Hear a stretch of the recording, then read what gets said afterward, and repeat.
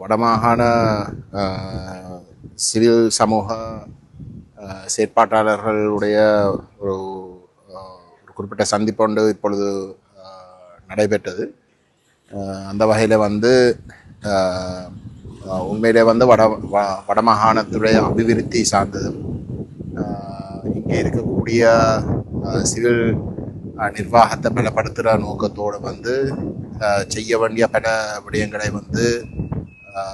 வடமாகாணத்துடைய பாராளுமன்ற உறுப்பினர்களை சந்தித்து அவர்களிடம் ஒரு வேண்டுகோள் விடுக்கிற நோக்கத்தோடு இன்றைக்கு ஒரு கலந்துரையாடல் நடைபெற்று அது 7 மணியிலிருந்து கிட்டத்தட்ட 3 மணி நேரம் நடைபெற்று இருக்கின்றது. அந்த வகையில் கட்சி பேதங்களுக்கு அப்பால் நாங்கள் இந்த சிவில் சமூக தரப்பால் எங்களுக்கு முன்வைச்ச கோரிக்கைகள் முற்றிலும் நியாயமானவை.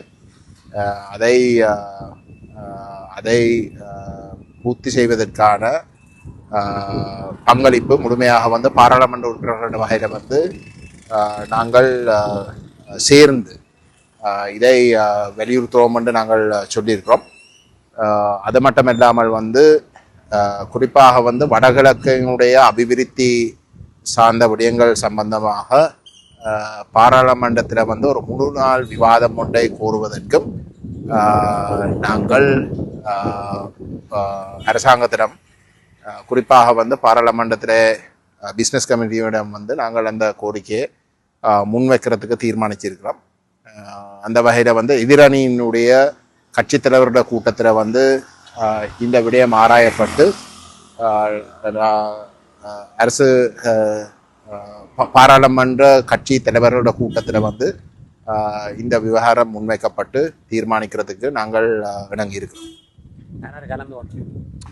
தமிழரசு கட்சியினுடைய யாழ் மாவட்ட பாராளுமன்ற உறுப்பினர் ஸ்ரீதரன் அவர்கள், வன்னி மாவட்ட தேசிய பட்டியல் பாராளுமன்ற உறுப்பினர் வைத்தியர் சத்தியலிங்கம் அவர்கள், திரு செல்வம் அடைக்கலநாதனுடைய பிரதிநிதி